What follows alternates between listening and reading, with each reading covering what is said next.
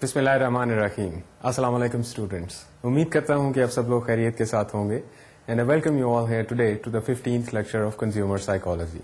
So students, let us once again begin our day with a brief description of what we discussed in our last lecture. Our last lecture was detailed discussion on the socio-cultural segmentation, the usage situation segmentation, and use-related segmentations. We discussed the three of these segmentations in detail. So let me give you a review of our discussion in the last lecture. Students, we started out with the discussion of socio-cultural segmentation. And in order to understand the word socio-cultural, I divided or split the word into two subwords. These were social and cultural. When we talk about social, this part of the word pertains to the group dynamics, which means that psychologists try to understand that how the groups are shaped, how they are formed, how people come together and start living in the shape of groups. Then what is the dynamics within the groups? What are the membership roles, how the members are allocated different roles and responsibilities, and how they are given the roles of respect and the roles of work. So there are different things that are included when the psychologists study the groups. When we talk about the cultural aspect of the socio-cultural segmentation, we talk about the shared values, beliefs, thinking patterns, modes of behavior, artifacts, and everything that people, when they come to live in groups with reference to their culture, everything that they produce is included into the cultural aspects. Talking about the socio-cultural segmentation, we discussed that there are different variables included in the socio-cultural segmentation. These were, number one, the family, number two, the social class, number three, the core cultural values, number four, the subcultural values, and number five, cross-cultural values. Students, talking about the family, we discussed that the family has always been a prime target for the marketeers, because when they target the market, there is one benefit of that under one roof they can find individuals of different ages. So if the marketeers are targeting families, then they can simultaneously target different age groups within the family. However, as you can imagine and you have seen in our previous lectures, family is composed of many different variables. So family is considered as composite variable. Composite variable means that family is explicitly based upon the marital status, and it implicitly reflects age, income level, and the age, income levels of the different individuals included in the family. Students, many families pass through the similar phases in their formulation, growth, and decline. And passing through these three stages, different families require different kinds of products. But, however, one thing is always common, that whenever a family is passing through a certain particular stage, their requirements for the product and their consumption-related decisions are usually more or less the same. And talking about the family life cycle, we discussed about 5 different stages. These were the 5 stages in the family life cycle. These are very easy to understand. Let me remind you of those 5 stages. This started, number 1, bachelorhood, number 2, newly wedded couples, number 3, parenthood, number 4, post-parenthood, and number 5, dissolution. When we were talking about the family life cycle and stages, I compelled you to think with reference to each of these stages that what kind of products people buy going through a particular stage of family. For example, when people are bachelors, what kind of products do they purchase? When they get married, then the newly wedded couples, their product range increases, which means that when they were bachelor, they were purchasing certain kinds of products. But when they get married, a new line of product adds up, which is their collective products that they purchase as family. When they go through the parenthood, then an entirely new series of product range adds up to their purchases, and during the post-parenthood phase, they can concentrate upon themselves as well. And finally, there is the stage of dissolution. We then started discussing the concept of social class. We defined social class as a hierarchy, which means that people included in a particular hierarchy share the same degree or status.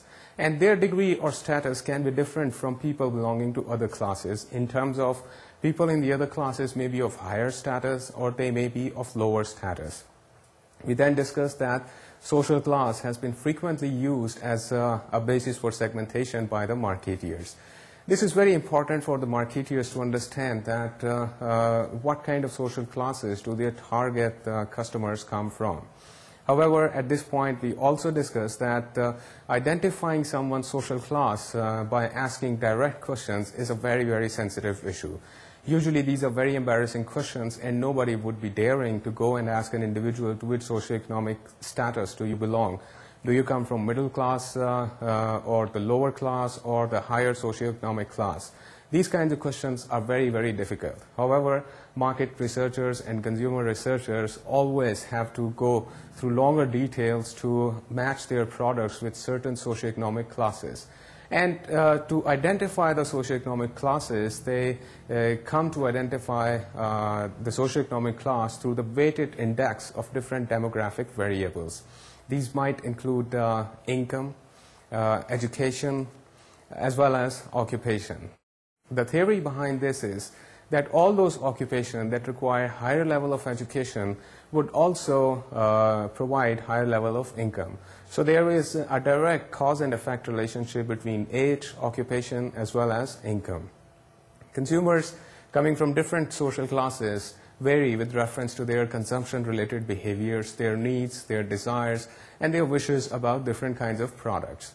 Students, then we started discussing the cultural segmentation. And like we discussed while defining the word sociocultural, that culture consists of the norms, beliefs, shared values of particular group of people. Now, members of the same culture tend to have same values and beliefs, as well as customs. What is included in the culture? Culture includes all of those things that people of that particular culture have produced. This means their art, their ways of thinking, their ways of behaving, different artifacts that they are producing, different other products that they are producing, their religion, their race, their caste, their creed, all those things are included within the culture. So when we talk about culture, then within the culture there are larger subgroups as well, who share similar characteristics further down the line of the hierarchy. And talking about the subcultural groups, we may say that people within a culture group, sometimes they come from the same race, then there could be a race-based subcultural group. There are other examples as well, like people working in a same office, colleagues in a same office, like youngsters playing cricket through a certain cricket club in a particular colony. Or there could be culture of the teachers, which means that how teachers behave, how teachers spend their days, all those things impact their lifestyle. So we could say that there is a subcultural group of the teachers as well. Then there are people who might be interested in jogging or who might be going to the gym. That then we may say that these are the people who have their interest in sports. And how do they think, how do they behave? With reference to their interest in sports, there are certain consumption-related decisions that they are making. So subcultural groups are also a powerful basis for segmentation for the marketeers. Students, then we started discussing the global market culture. Talking about the global market culture, we discussed that nowadays world has come very close to each other. I mean, we are sitting in Pakistan, are closer to the people who might be sitting in another continent, who might be sitting in a city that is so far away from us. But what connects us together is internet, is fast means of communication and transportation, cable televisions. The telephone industry has progressed so much that we can make very cheap phone calls in other countries these days. So because of this, these new technologies, the distances between the people have reduced. And people have started thinking and understanding each other very, very closely now. Now, a student in Pakistan may be having the same level of information as a student in a Western developed industrialized city. So when the people are very close to each other, then there are global market segmentation impacts on the consumer research as well.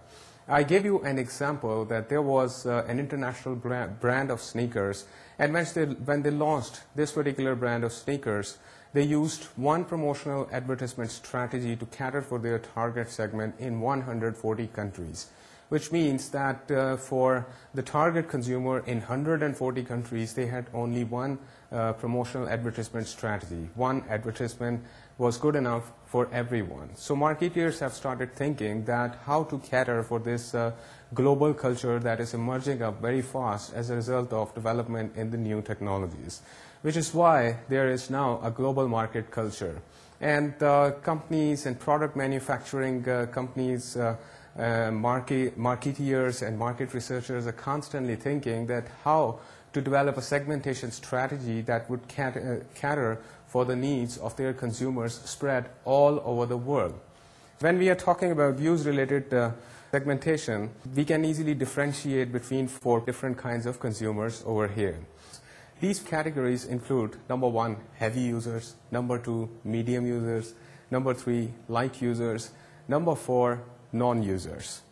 Students, at this point we discussed that marketeers have and market researchers have always found out through various researches that about 80 to 85% of a company's revenue is generated by its 20 to 25% of the clients, which means that the maximum revenue that a company generates, it generates through selling its products to only 20 to 25% of its target consumers. So when the companies found out this glaring fact that they could use in their marketing strategies, they started concentrating over these 20% people who would provide them with the maximum revenue. And they started coming up with extremely logical frameworks or structural frameworks that would help them identify their market strategy with reference to different kinds of users whose usage levels can be differentiated. So a logical framework that is frequently used by the marketeers categorizes them further into 5 different sub-segments. And these included, number 1, low lows, which means the clients whose current share in the entire sales that a company is making is low, as well as these clients or customers' consumption usage is also very low. So these are called the low consumers.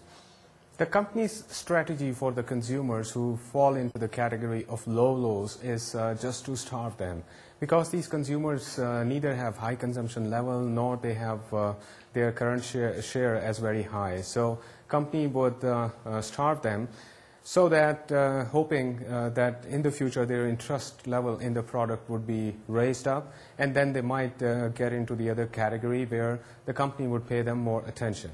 The second category was high lows. High lows means that the consumers have high consumption, high current share, and low consumption rates. The third category was low highs, which means that the consumers have low current share and high level of consumption.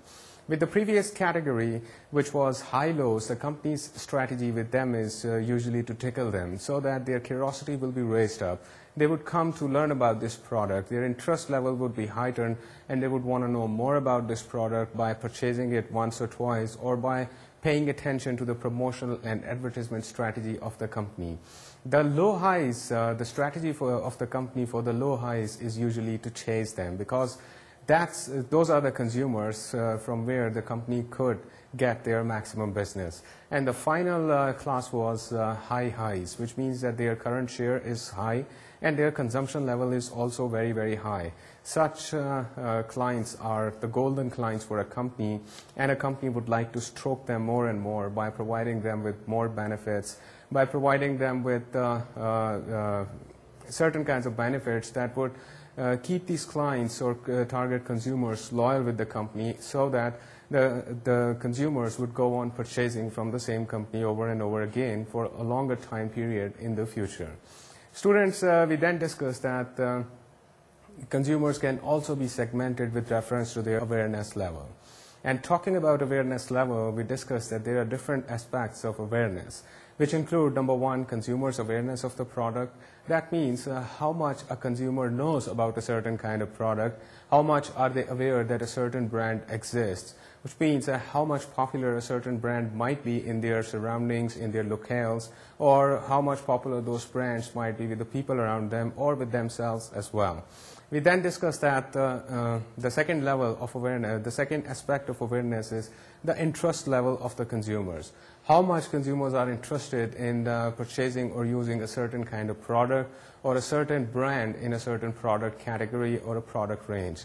And finally, there was the third aspect, which was readiness to buy a product, which means how much consumers are willing to purchase a certain product. Students, at this point, we discussed that the entire marketing and promotion strategy of a company concentrates over one thing, and that is how to create readiness amongst their target consumers to purchase more products. We then started discussing that marketeers often try to categorize their target consumers with reference to their brand loyalty as well.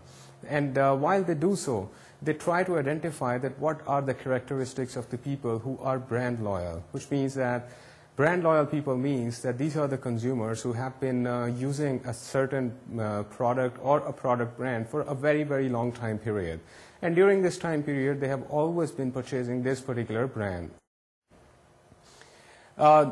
Usually the market researchers try to identify that what are the characteristics of the brand loyal people, and then once they have found out those characteristics, they try to focus their promotional advertisement strategies to the people who have similar kinds of characteristics. There are other marketeers as well who would not go on chasing the brand loyal people, because for them a lot of people out there who are not brand loyal constitutes a huge market.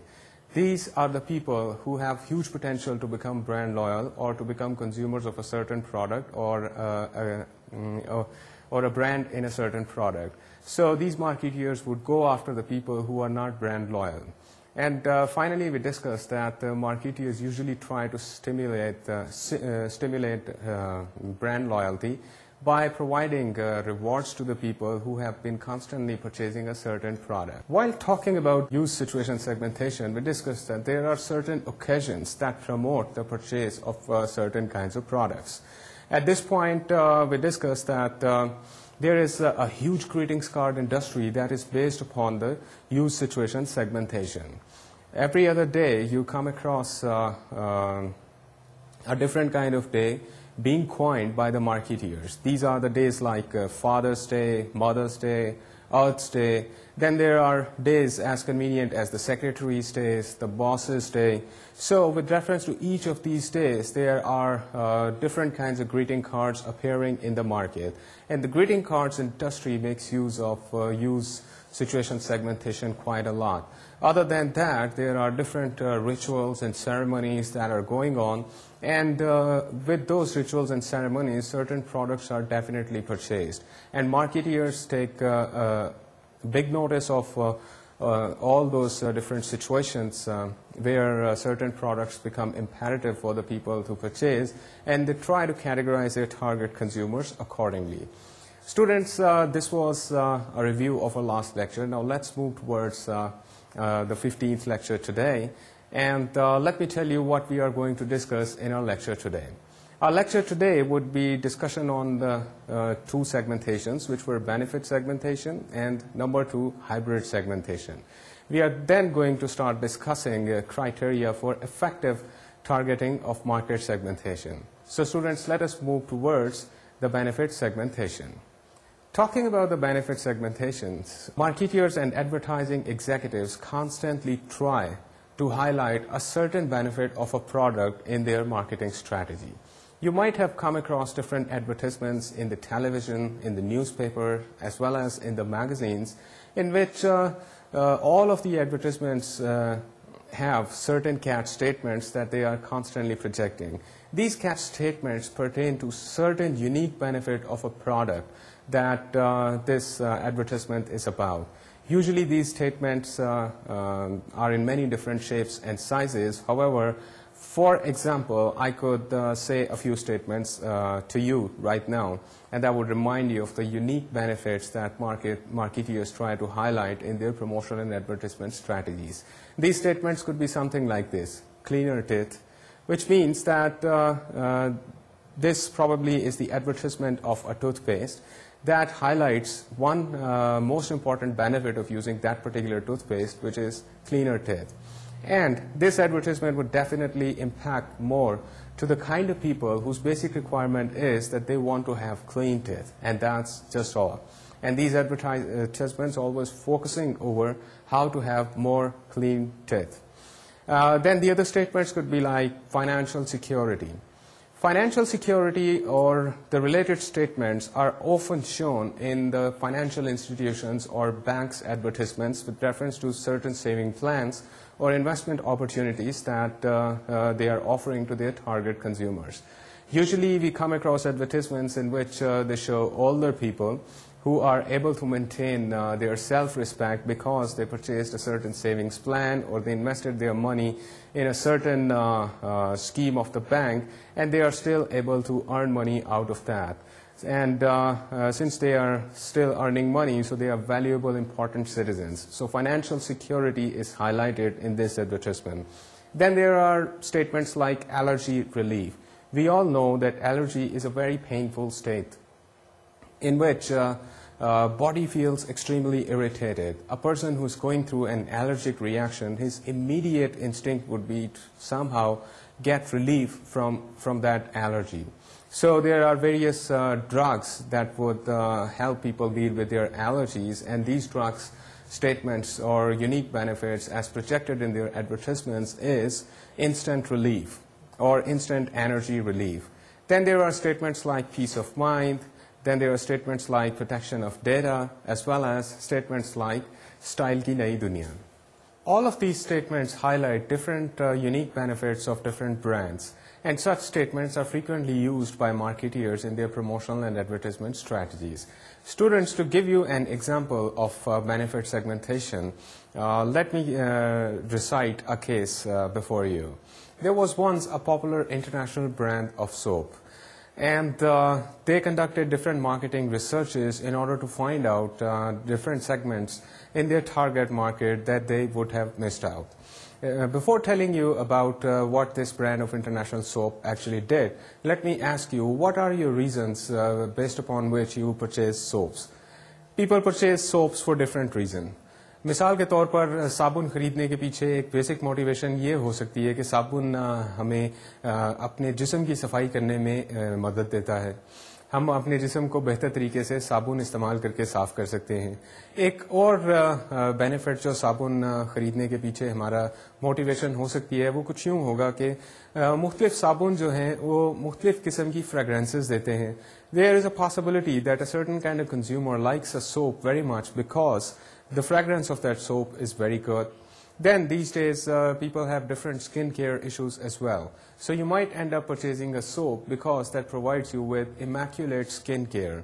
Because we use soap so frequently and so regularly that if the soap is not of good quality, then our skin is at a loss and our skin might be damaged. So there are many different reasons the soaps are purchased for.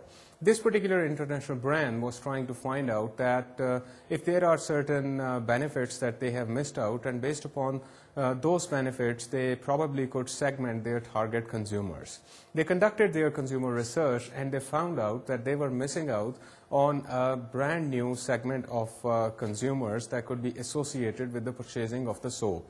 And their finding was that there is a certain category of consumers जिनके लिए सबसे important बात ये है कि साबुन उनको जरासीम से प्रोटेक्शन प्रोवाइड करते हैं. ये लोग वो थे जो हेल्थ कॉन्शियस थे और इनका बेसिक कंसर्न ये था कि जब वो साबुन इस्तेमाल करते हैं तो साबुन इतना बेहतर होना चाहिए कि वो मुख्तलिफ जरासीम को मार सके और उनकी हेल्थ को मेंटेन कर सके.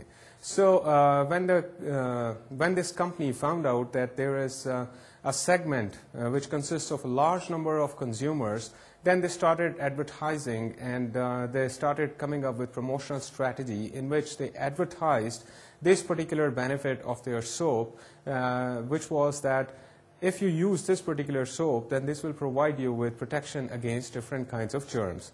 So students, you saw that sometimes different products manufacturing companies, they are missing out on certain segments that could be categorized with reference to a unique benefit of a product.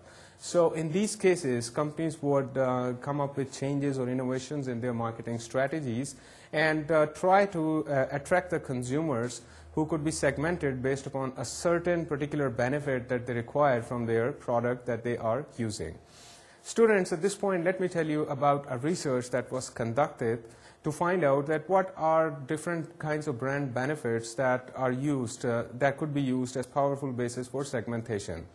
वो कितनी किस्म के brand benefits हैं जो target consumers perceive करते हैं कि उनके लिए बेहतर साबित होते हैं और जिसकी वजह से वो एक पर्टिकुलर प्रोडक्ट को खरीदते हैं. This particular research found out 5 different variables over here, and these 5 variables included: number 1, functional, and when we talk about functional, it pertains to quality. Number 2, value for money.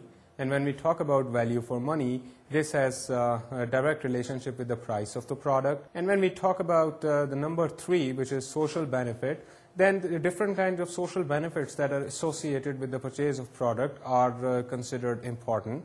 Then there is positive emotional benefit, and finally there is negative emotional benefits. So students, let us discuss each of these variables one by one. Talking about the functional benefits. Students, first of all, when we talk about the functional benefit, this pertains to quality. Quality is a very important consideration for the consumers when they are making their purchase-related or consumption-related decisions. Talking about quality, an important question is कि consumers को कैसे पता चलता है कि एक ख़ास product की quality ज़्यादा है और एक ख़ास product की quality इतनी अच्छी नहीं है. क्वालिटी को आइडेंटिफाई करने के हम बहुत से रिलेटिव मेथड्स इस्तेमाल करते हैं. And researchers have found out that quality is a function of 2 important cues for the consumers. And these 2 important cues include, as you can see on the slide, number 1, intrinsic cues, and number 2, extrinsic cues. Now let us discuss intrinsic cues and extrinsic cues one by one. Students, when we talk about the intrinsic cues of the product, over here consumers are concerned with physical characteristics of the product, which means that they are concerned with characteristics or qualities that lie within a product. For example, a particular kind of soap might be manufactured in a color that is very attractive for a consumer. So if consumers come to associate that particular color with the quality of that soap might be giving a certain kind of fragrance. So consumers might think that all those soaps, जिनमें से इस किस्म की खुशबू आती है, those are quality soaps. When we are purchasing ice creams, we usually go by the internal feature of the product, which is the taste as well as the flavor. If the taste and the flavor is something that we like, then we tend to associate this likeness with the very factor of the quality. Similar is the case with the cakes. Consumers, on the other hand, like to base their decisions on some kind of intellectual process that's going on at the back of their brains. Students, when we talk about rational decision making, consumers के लिए ये बात बहुत important होती है कि वो जो भी product खरीदें उसके लिए उनके पास कोई rational explanation हो. So you might come across people who have purchased a brand new car and they might come to you and say कि हमने इस गाड़ी को खरीदने से पहले बहुत ज़्यादा रिसर्च की.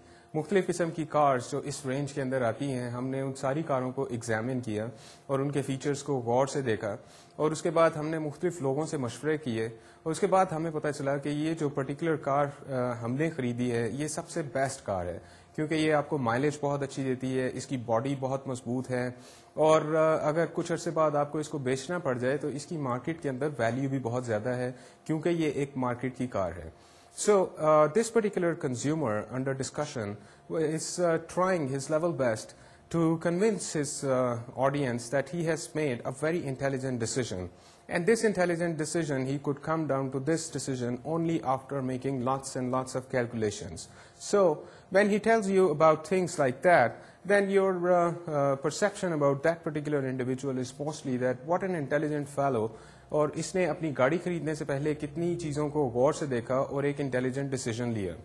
जी हाँ students, consumers usually try to justify their decisions based upon rationality, and they try to maintain the very fact that they have made very intelligent and rational decisions. So this is a very important consideration for the marketeers as well.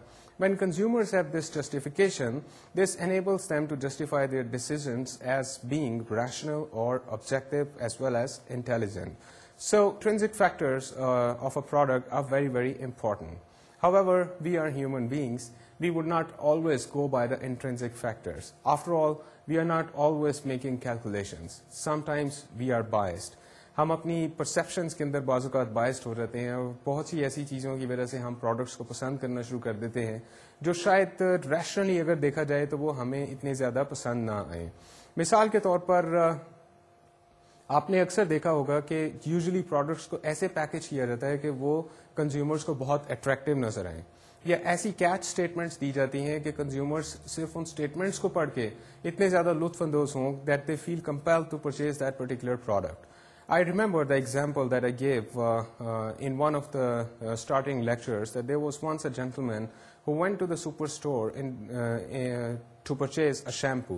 He was thinking about purchasing a certain brand of shampoo that he could purchase in a certain price range. However, when he enters in the superstore and he examines different kinds of shampoos, he ends up purchasing a shampoo that was much more expensive. And we found out that this gentleman purchased this particular shampoo only because he was extremely inspired by the picture of the model that was printed on the label of that particular shampoo. इससे मिलती जुलती मिसाल एक ये भी हो सकती है कि हम में से बहुत से लोग कोला ड्रिंक्स पीते हैं. कोला ड्रिंक्स मुख्तलिफ कलर्स में आते हैं, लेकिन ज़्यादा पॉपुलर हमारे साथ हैं black colour Cola drinks. Cola drinks के अंदर मुख्तलिफ किस्म के ब्रांड्स अपनी प्रोडक्ट्स को एडवर्टाइज करते हैं, और यूजुअली देखने में ये आया है कि जो लोग एक खास किस्म के ब्रांड का कोला ड्रिंक पीते हैं, they usually try to maintain their brand loyalty and they would want to drink that particular brand of Cola.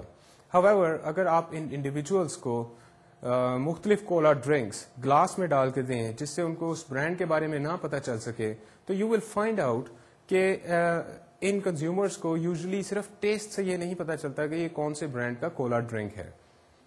So students, did you see कि यूजुअली कोला ड्रिंक्स पीने वालों को जब ब्रांड्स का नहीं पता चलता सिर्फ उसके टेस्ट करने की वजह से, तो then we can easily conclude that there are certain other factors that consumers are considering, and these factors lie outside of the product. Let me give you another example. कई दफा ऐसा होता है कि हम किसी प्रोडक्ट को ज्यादा क्वालिटी प्रोडक्ट इस वजह से समझते हैं कि वो एक खास रिटेल स्टोर पर मिलती है. And we come to respect that retail store more than other retail stores because our past experience with that retail store has been very pleasant. Maybe that store is very big. Maybe every time we go into that store, people treat us very kindly and very nicely and we feel very important. Maybe the environment and the surroundings of that particular store is very good. And just because of the fact that we like that store, most of the products that we find in that store, we come to think of them as very respectable or quality products. So this is how we come to associate quality with with some extrinsic factors which lie outside the product. Students, let's move on to the next factor that we discussed. Factor number 2 was value for money. Students, when we talk about value for money, the pricing of the product becomes very important. And when we talk about the pricing of the product, it is a strange question that I might ask you right now कि हमें किस तरह से पता चलता है कि एक खास प्रोडक्ट की प्राइस जो है वो appropriate है, या एक खास प्रोडक्ट महंगी है, या एक खास प्रोडक्ट सस्ती है.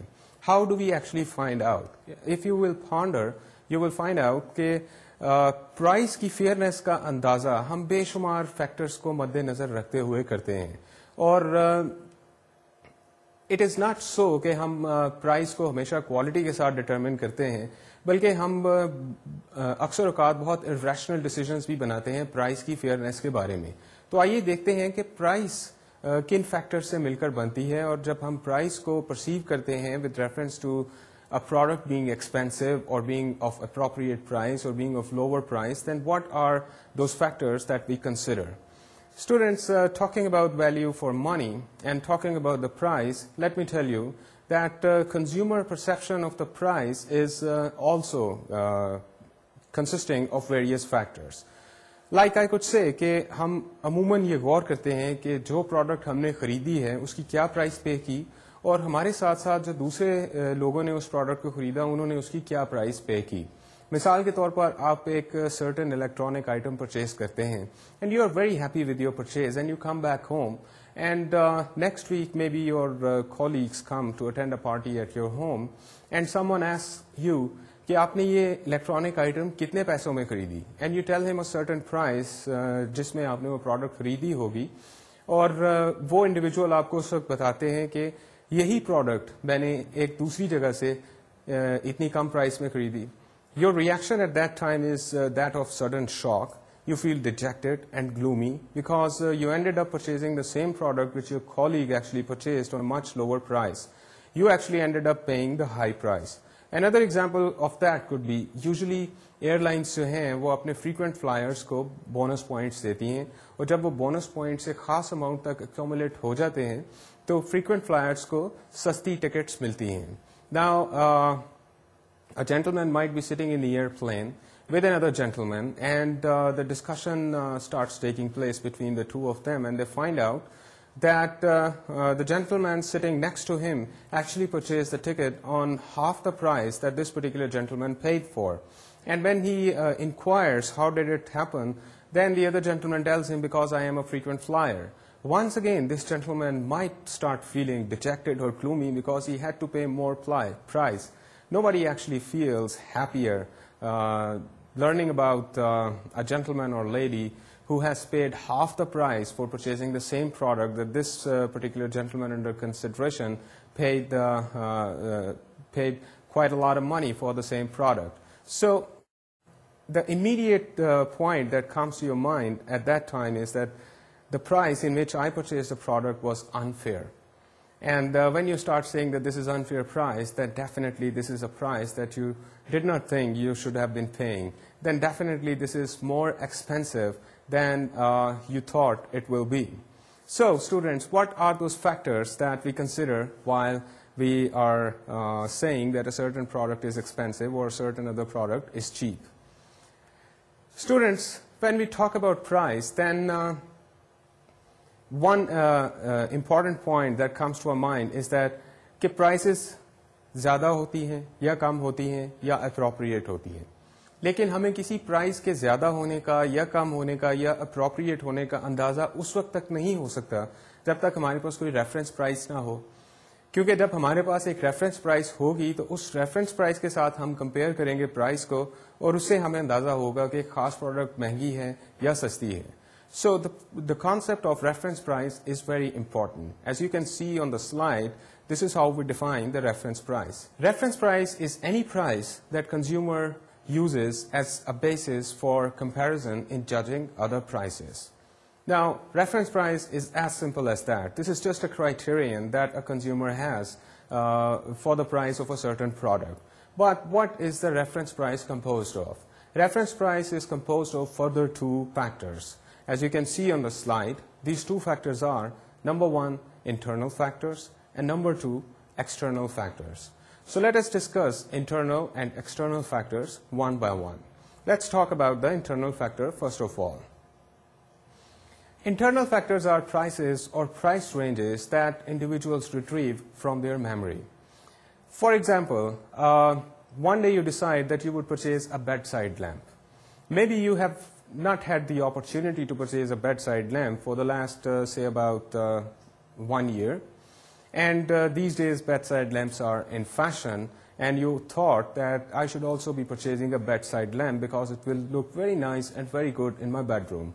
So after this kind of thinking, you go into the market in a search for purchasing a bedside lamp.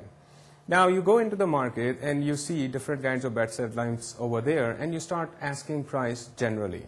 And to your shock, you find out that bedside lamps are very expensive. Now, why does this thinking come to your mind? शायद आपने 10 महीने पहले या साल पहले एक bedside lamp खरीदा हो जिसकी प्राइस शायद उस ज़माने में सस्ती हो, लेकिन क्योंकि एक साल में इन्फ्लेशन काफ़ी ज़्यादा हो जाती है और प्राइसेस की कीमत बढ़ जाती है, जिसकी वजह से इस वक्त बेडसाइड लैम्प्स की कीमत जो है वो ज़्यादा है. There might be other factors. Maybe you are in a very expensive store that might be in a very posh area. And just because of the fact that the store is very expensive, it is very big, and it happens to be in a posh area, sometimes the prices are increased. And you might come to think, okay, मैं एक बड़े store में हूँ, शायद इस वजह से यहाँ पर प्राइस ज़्यादा है. या आपके जहन में ये बातें भी आ सकती हैं कि आपके कॉलीग ने आपको बताया था कि एक सर्टन बेड साइड लैंप जो उन्होंने खरीदा था उसकी प्राइस रेंज कुछ इस तरह से थी. So you always have some intrinsic standards, जो इंटरनलाइज स्टैंडर्ड्स हैं जिसके साथ आप प्राइस को कंपेयर करते हैं. और जब आप उसके साथ प्राइस को कंपेयर करते हैं और प्राइस अगर ज्यादा हो तो यू आर अनप्लेजेंटली शॉक्ड, और प्राइस अगर उससे कम हो तो you are always pleasantly shocked. So there are some internal reference prices that we are always maintaining with ourselves. Let's move on to the external reference price. Students, when we talk about external reference price, that means कि हम price को किसी external reference price के साथ compare करते हैं.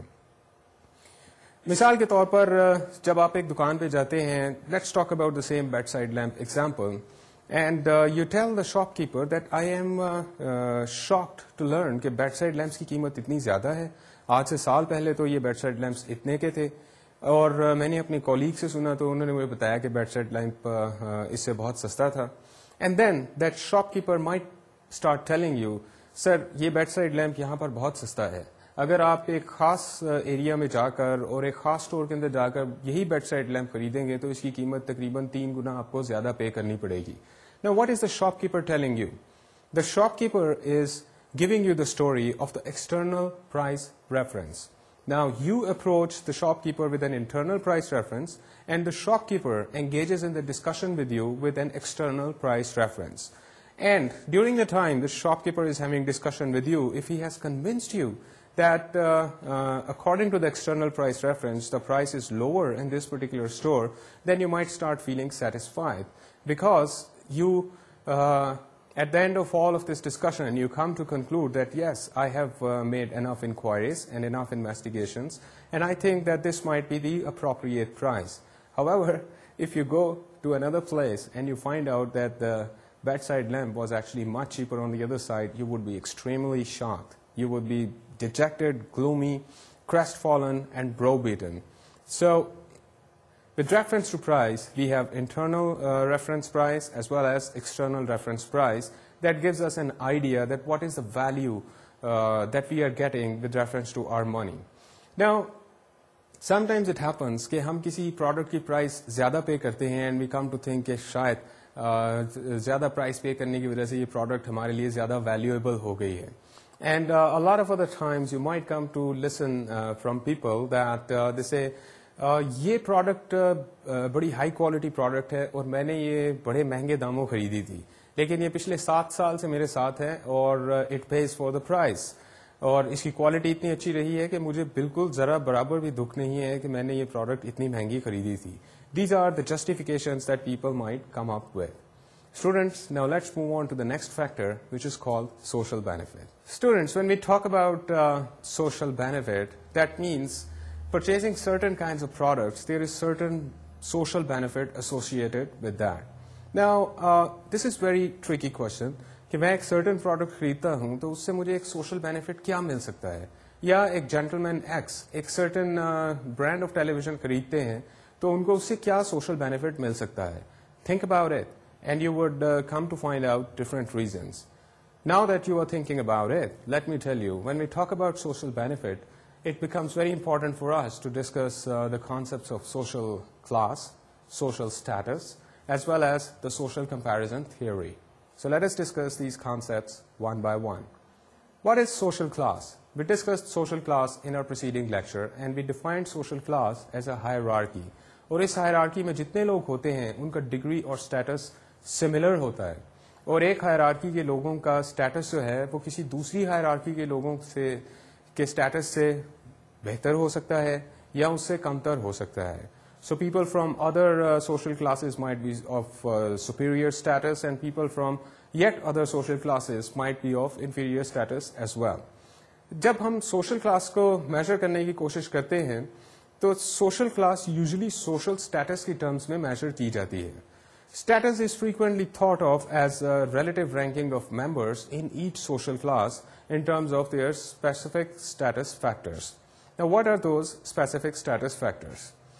Students, एक इंसानों में एक नेचुरल टेंडेंसी ये है कि हम नॉर्मली जितनी प्रोडक्ट्स हमारे पास होती हैं हम कंपेयर करते हैं दूसरे इंडिविजुअल्स के साथ कि उनके पास कितनी प्रोडक्ट्स हैं. So the point is more like this. Individuals normally and usually try to compare their own material possessions with the material possessions that the other person has got. In a marketing society, status is often associated with someone's buying power. जिसकी buying power ज़्यादा है उसका status usually ज़्यादा बेहतर समझा जाता है.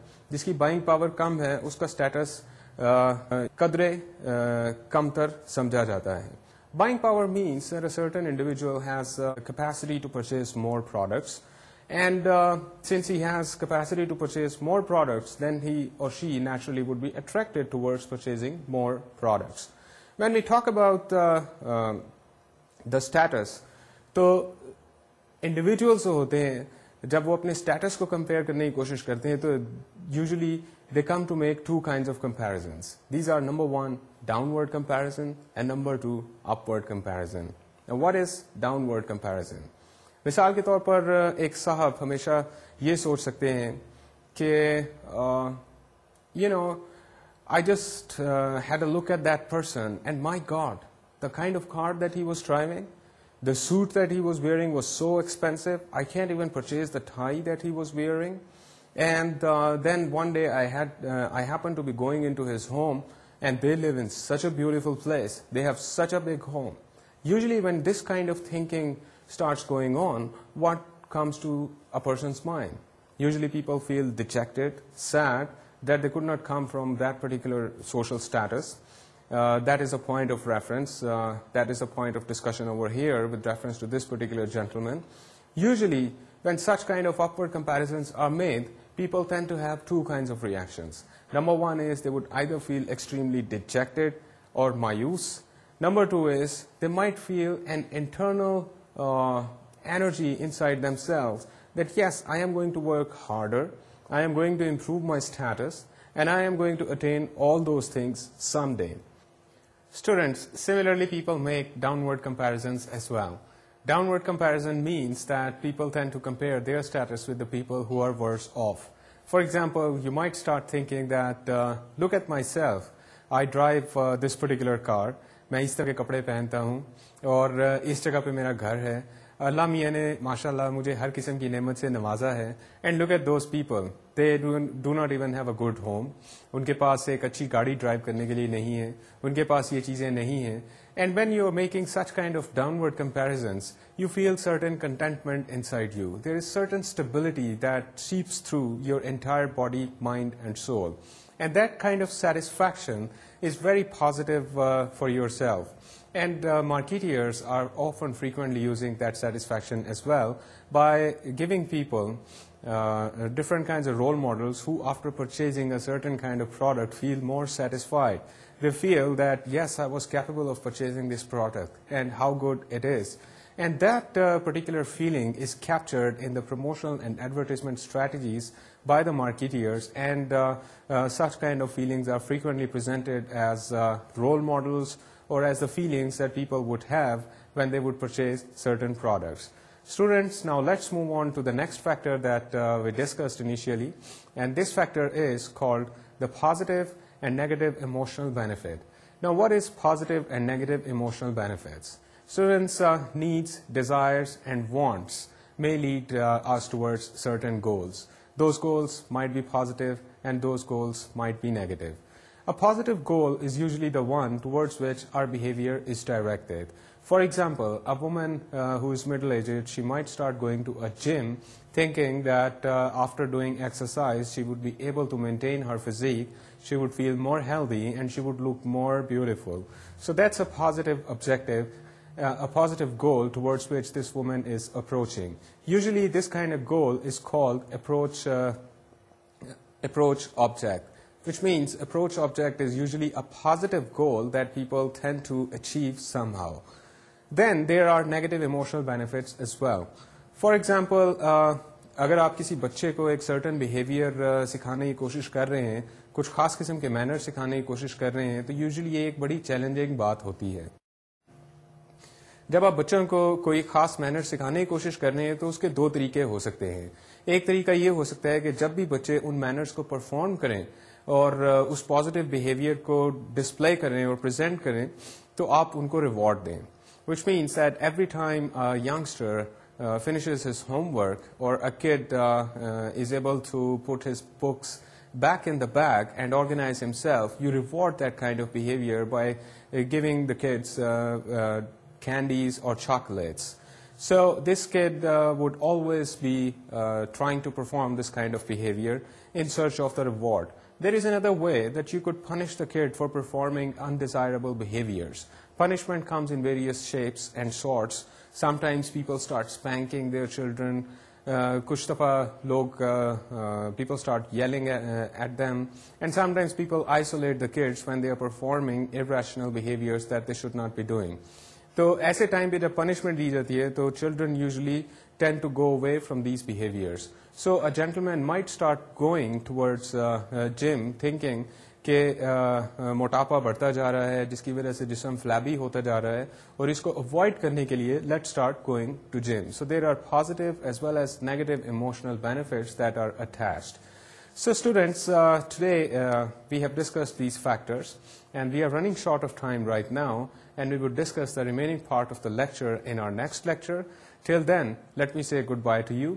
अपना, अपने दोस्तों का और गिरदो नवा के लोगों का ख्याल रखिएगा. मुझे इजाज़त दीजिए. खुदा हाफिज़.